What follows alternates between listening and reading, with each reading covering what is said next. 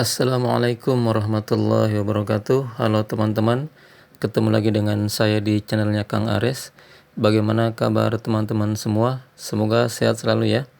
Baik, kali ini ada HP Vivo Y35 ya, dengan kondisi layarnya ngeblank dan bagian bawah layar sudah ada yang retak. Baik, sekarang kita bongkar saja.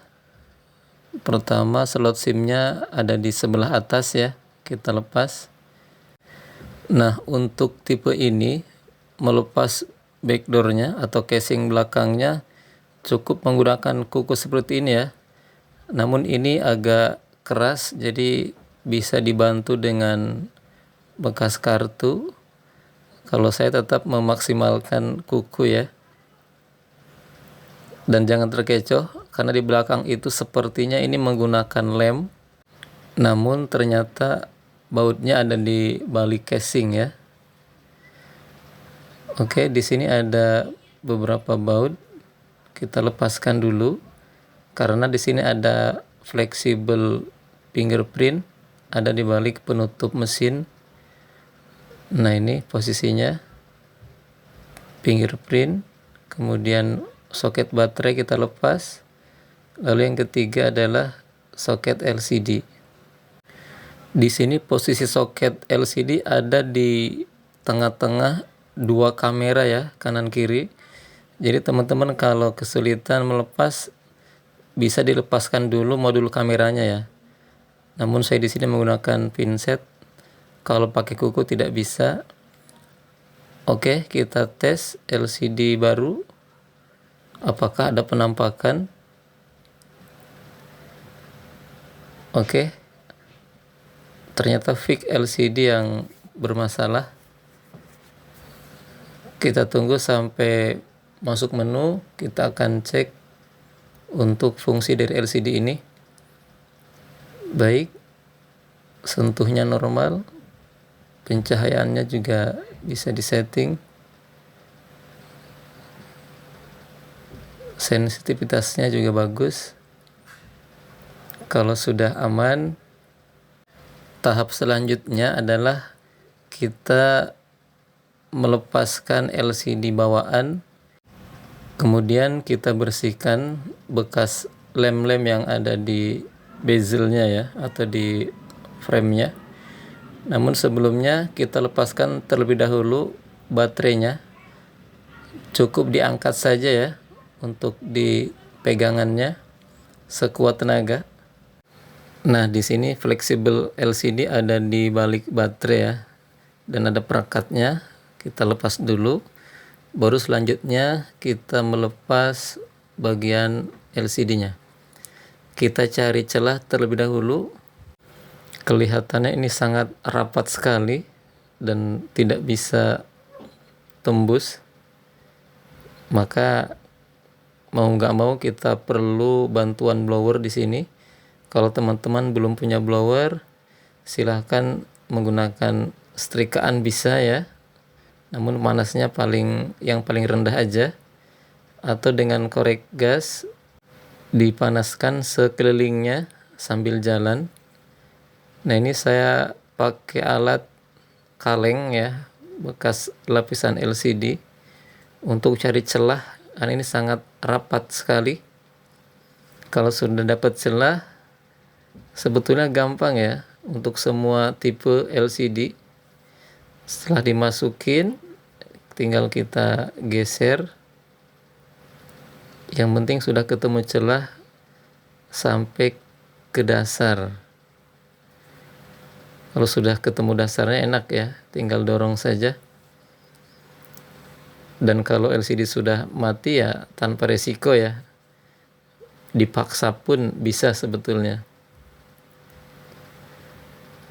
Nah, di sini sepertinya ini bekas LCD gantian ya. Jadi lemnya sangat kuat sekali. Dan kelihatan lem bekas gantian itu tidak serap yang bawaan. Dan cenderung lebih keras ya. Kemudian dilihat dari segel LCD-nya juga kelihatan kalau sudah pernah ganti. Nah, jangan lupa dibersihkan si framenya, saya dengan menggunakan pinset atau boleh dengan pakai alat yang lain. Terakhir disikat supaya debu kotoran bisa hilang.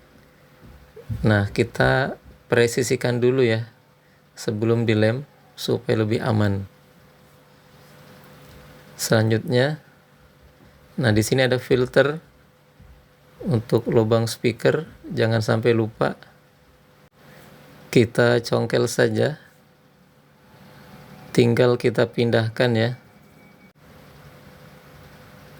Kalau ada bekas lemnya bisa dibersihkan terlebih dahulu. Baik, selanjutnya kita lem. Saya gunakan T7000 serata mungkin supaya debu dan kotoran tidak mudah masuk, bahkan air tidak mudah masuk. Nah, untuk bagian area atas ini untuk filternya saya tempelkan lemnya di ujung LCD supaya tidak belepotan ya. Secukupnya saja. Sekarang kita lepaskan lapisan perekat ini ya, supaya LCD-nya rapi, bisa rapat. Nah, untuk segel di LCD ini boleh dilepas, boleh tidak ya. Nah, saya memilih untuk dilepas supaya bisa lebih rapat. Umpama tidak pun tidak apa-apa ya. Itu kembali ke selera ya teman-teman. Oke, dilihat kanan kirinya, atas bawah. Presisikan sambil ditekan-tekan pinggirnya. Ini soket LCD langsung kita rapatkan. Kemudian lapisan plastiknya kita rapatkan juga. Jadi nanti dalam pemasangan baterai tanpa harus menambah lem apapun ya, karena di sini perekatnya masih kuat, tinggal diposisikan kembali sambil ditekan-tekan baterainya. Nah, di sini ketika ada lem yang keluar dari frame bisa langsung diusap saja ya, nggak usah nunggu kering. Nah, untuk pengikatan karet itu bisa langsung sebelum pasang casing atau setelah pasang casing baru diikat karet. Itu pilihan ya teman-teman. Sekedar informasi, HP ini rilis tahun 2022 ya, bulan Agustus kurang lebih. Untuk memorinya ada yang 4/64, 4/128, 8/128, bahkan ada yang 8/256 GB ya. Lebar layar 6,58 inci. Untuk chipsetnya Qualcomm ya. Jangan lupa dites ulang. Kita pastikan layar dalam kondisi aman ya. Baik, terima kasih banyak teman-teman sudah meluangkan waktu. Semoga bermanfaat. Tetap semangat belajar. Berusahalah jadi orang jujur, karena dengan jujur akan banyak sekali kebaikan dan keberkahan. Assalamualaikum warahmatullahi wabarakatuh.